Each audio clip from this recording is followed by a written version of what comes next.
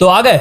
अबे यार ये लाइट वाला फिर से मर गया। जैसे ही गर्मी आती है यही सब बोलते हो ना लाइट वाले को, क्योंकि गर्मियां आई नहीं कि लाइट काटना चालू। एक साइड तो इंडिया में 45 डिग्री की गर्मी और ऊपर से दूसरी साइड लाइट भी चली जाती है। क्या आप भी रोज यही फेस कर रहे हो? एसी बंद, कूलर बंद, फ्रिज बंद और इन्वर्टर भी भाई कितना चलता है। दिन भर अगर लाइट ही नहीं आती तो इन्वर्टर भी बैठ ही जाता है। इतना सब कुछ होते टाइम पे एक सवाल तो दिमाग में आते ही होगा हर बार कि ये गर्मियों में ही इतनी लाइट क्यों जाती है। तो आज हम इस वीडियो में जानने वाले हैं कि पावर कट होने के पीछे की असली सच्चाई क्या है। चलो शुरू करते हैं बिना ज्ञान झाड़े, बिल्कुल relatable language. When the country is facing one of the hottest summers in the last many years, guess what?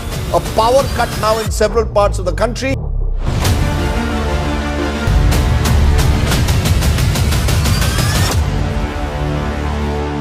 तो गर्मियों में लाइट जाने का सबसे पहला रीजन है इलेक्ट्रिसिटी डिमांड का रॉकेट की तरह ऊपर जाना। सोचिए नॉर्मल डेज में हर घर में एक या दो फैन या एक टीवी चल रहा होता है, वहीं गर्मियों में हर घर में एसी, कूलर, फ्रिज सब एक साथ चलता है। एंड एक रिपोर्ट के अकॉर्डिंग इंडिया में गर्मियों में 20 से 30% इलेक्ट्रिसिटी ज्यादा यूज होती है और इसी के चलते हमारा इलेक्ट्रिक सप्लाई सिस्टम इस लोड को संभाल नहीं पाता है। जब डिमांड सप्लाई से ज्यादा हो जाती है तो सिस्टम ओवरलोड हो जाता है और ओवरलोड होने का मतलब है लाइट कट। दूसरा बड़ा रीजन इंफ्रास्ट्रक्चर की हालत। अगर देखा जाए तो इंडिया में कई शहरों का इंफ्रास्ट्रक्चर 10-15 साल पुराना है। ओल्ड ट्रांसफॉर्मर्स, वीक वायर्स और आउटडेटेड सिस्टम्स अब भी यूज हो रहे हैं और गर्मियों में जैसे ही एसी, फ्रिज, कूलर लगातार चालू होता है तो ट्रांसफार्मर ऑटोमेटिकली बहुत ज्यादा हीट जनरेट करने लग जाते हैं। कई बार आपने गर्मियों में देखा होगा कि ट्रांसफार्मर ही ब्लास्ट हो जाते हैं या फिर फ्यूज उड़ जाता है। रिजल्ट एंटायर लोकेलिटी में ब्लॉकआउट। अगर बारिश हुई और हवा चली तो वायर्स टूट जाते हैं, पोल टूट जाते हैं और फिर से बिजली गायब। इसका तीसरा रीजन है पावर प्लांट्स का स्ट्रगल। आपको शायद लगता होगा कि बिजली तो प्लांट में बनती है तो फिर काय की दिक्कत है। तो सुनो, गर्मियों में कई बार कोल की शॉर्टेज होने के कारण इक्विपमेंट फेलियर और मेंटेनेंस इशू होते हैं। हाइड्रो इलेक्ट्रिक प्लांट पानी पे डिपेंड करते हैं और जैसे कि आपको पता है गर्मियों में वैसे ही पानी की कमी होती है। सोलर एनर्जी सिर्फ और सिर्फ दिन में ही काम आती है, जबकि इलेक्ट्रिसिटी की पीक डिमांड रात में होती है। जब सब घर वाले सो रहे होते हैं और एसी, कूलर सब चल रहा होता है तो सोर्स लिमिटेड हो जाती है। इसका फोर्थ रीजन है लोड शेडिंग। देखो मानो या ना मानो पर कई बार बिजली जानबूझकर काटी जाती है, जिसे हम कहते हैं लोड शेडिंग। ये एक प्लान्ड पावर कट होता है जिसमें ये होता है कि कुछ स्पेसिफिक एरियाज की लाइट काट दी जाती है, जिससे कि दूसरे क्रिटिकल जोन्स, हॉस्पिटल हो गए, एयरपोर्ट हो गए या डाटा सेंटर्स, इनको इलेक्ट्रिसिटी भेज सके। गवर्नमेंट और पावर डिपार्टमेंट इसे एक टेम्परेरी सोल्यूशन के रूप में यूज करते हैं। एंड इसका पांचवा रीजन है पॉलिटिकल मैनेजमेंट। देखो सिस्टम सिर्फ टेक्नोलॉजी का नहीं, मैनेजमेंट और प्लानिंग का भी होता है। कई बार स्टेट लेवल पर पॉलिसीज और प्लानिंग बहुत ज्यादा वीक होती है और तो और ओल्ड सिस्टम को अपडेट करने के लिए यहाँ पे बजट ही नहीं होता है, या हो सकता है वो उस चीज को ज्यादा प्रायोरिटी नहीं देते हो। और तो और यहाँ पे प्राइवेट पावर कंपनीज भी लॉसेस में चल रही है और इसीलिए वो नए इन्वेस्टमेंट से बचती है। देखो ये सारी तो इसकी प्रॉब्लम्स की मैंने बात कर दी, तो चलो इसके कुछ सॉल्यूशंस की भी हम लोग बात कर लेते हैं। स्मार्ट ग्रिड सिस्टम्स लगाने होंगे जो डिमांड के हिसाब से पावर डिस्ट्रीब्यूट करे। हर घर में एनर्जी इफिशिएंट डिवाइस होना चाहिए, जैसे स्टार रेटेड एसीज। इन एसीज से पावर काफी बचता है। सोलर प्लस बैटरी स्टोरेज का सिस्टम बनाया जाए, जिसमें कि दिन की जो एनर्जी होती है उसको रात में यूज किया जाना चाहिए। लोकल एरियाज में rooftop scholars plus inverter models को प्रमोट करना होगा। और सबसे इंपॉर्टेंट बात, पब्लिक अवेयरनेस। जब तक हम अपने यूजेस कंट्रोल नहीं करेंगे तब तक ये पावर कट चलता रहेगा, ट्रांसफॉर्मर्स पर ऐसे ही लोड पड़ता रहेगा। अब अगली बार अगर गर्मियों में अचानक से लाइट चली जाए तो गुस्सा होने से पहले इस बात को सोच लेना। एंड अगर आपको ये वीडियो इंफॉर्मेटिव लगी हो तो वीडियो को लाइक जरूर कर देना और कमेंट में अपनी गर्मियों में लाइट जाने वाली फनी स्टोरी सुनाओ भाई। एंड ऐसे अमेजिंग कंटेंट के लिए सब्सक्राइब कर लेना।